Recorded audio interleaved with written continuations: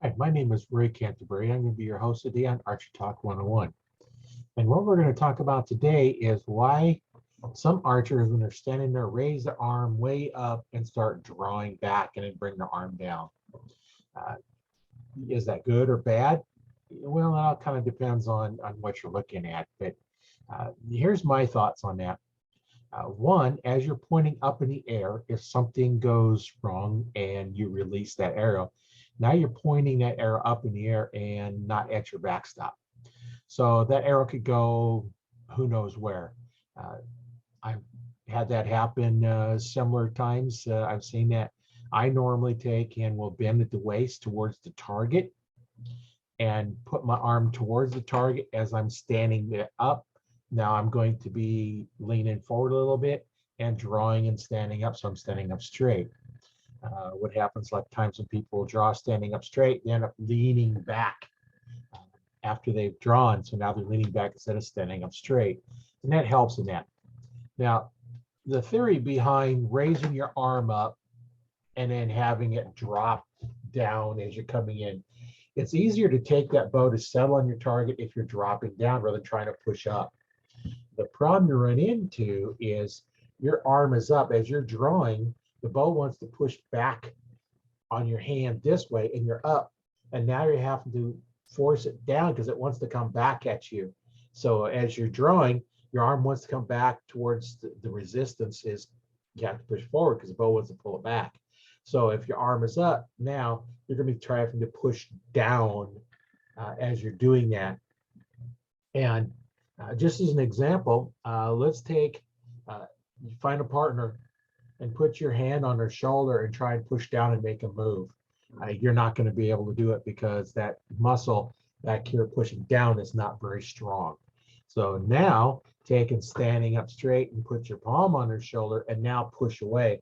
And you're going to be able to push that person away much easier by doing it that way. Pulling down, you're not going to be able to do that. So that is some of the theories behind doing it. I see a lot of archers do it, a lot of good shooters do it. The most important thing on your form is do the same thing every time. If you're going to be drawing, pulling down, if you're not shooting too much weight, do that. It's going to work for you because you're doing the same thing. That's the whole key in archery is you store energy in the bow and you aim. And if you do anything different, if you change your grip, you change the way you're drawing, all that can affect the way you shoot.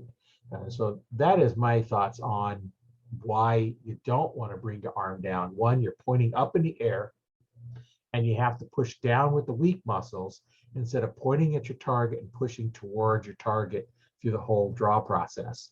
You're going to be able to draw your weight much easier as you're pushing away and pulling back. Your back muscles are going to tighten up and you're going to draw because you're going to be pushing, you're holding hand forward, drawing your release hand back as you're tightening those back muscles, and you're going to be able to pull much more weight much easier if you're trying to go with a little bit higher weight.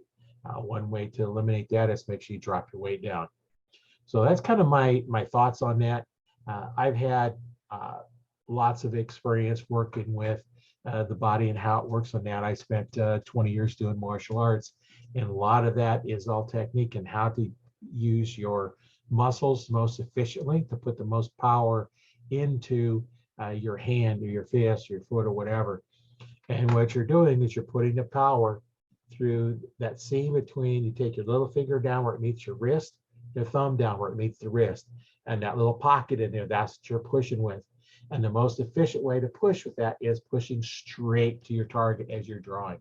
So just remember that that is the spot right there where you're going to be pushing all the weight of the bow.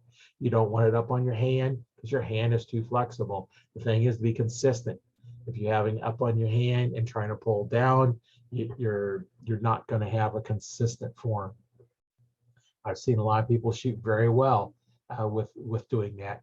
You can see a lot of archers come up, and there's a reason for it because it's much easier to hold the bow up and let it drift down to your target than it is to raise it up. It takes more work to raise it up because not only you're using a little bit different muscles, but you're also fighting gravity. Gravity wants to pull it down, so you're fighting the gravity. So now as you're dropping down, you can gradually move, settle down on your target.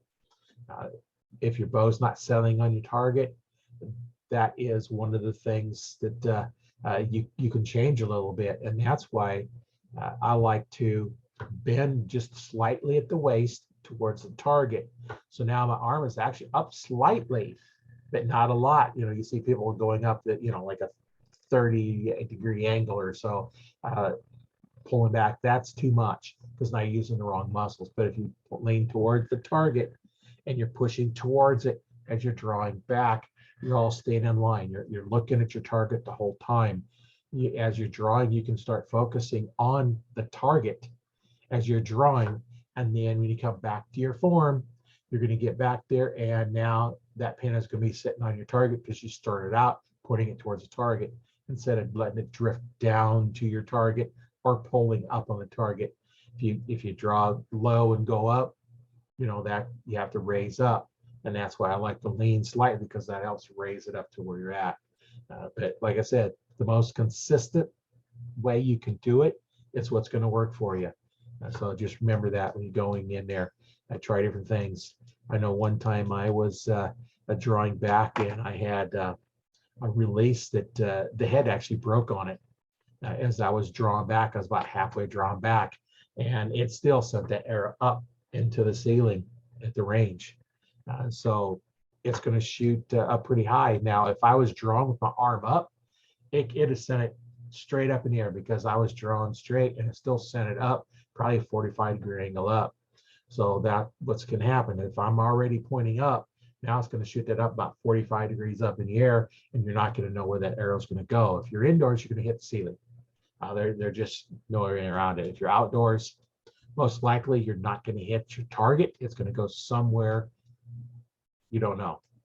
So that's kind of my thoughts on it. If you have any questions, you can go leave a comment, or there's always other places you can go to. One of the things that I offer is a Facebook group called Archery Talk 101, and you can go out there and join that. I'll leave a link to that in the description below, so you can go out to there. Then you can go out to archerytalk101.com, which is the website. I'll have links to all kinds of different things down there, as well as products that I might review. They'll be out there, and anything else that you like, information you'd like, would be in there, as well as any products links to where I've got products I reviewed, recommend. There'll be a link in there, the affiliate link in there. So then the other option you have is get into coaching. I've been teaching archery since 1995, so I have lots of experience doing it. And I'll leave a link in the description down below of how you can fill out a little questionnaire, so I know where you're at, and book a free 15-minute call with me. So once again, I'll leave a description of that below. So you can always get a hold of me with questions. The Facebook group has lots of information out there, a lot of form techniques. I have videos on that, as well as how to work on bows. Right now, there's a series going on how to work on a bow, repairing, starting off with making new strings, installing the strings, and then we'll go clear up to the final setup on how to set the draw length, how to adjust the sight, the rest, the whole complete setup on a bow. And so go out to the Archery Talk 101 Facebook group and join in on the conversation and learn how to set up your own bow. So once again, my name is Roy Canterbury, and I've been your host today on Archery Talk 101.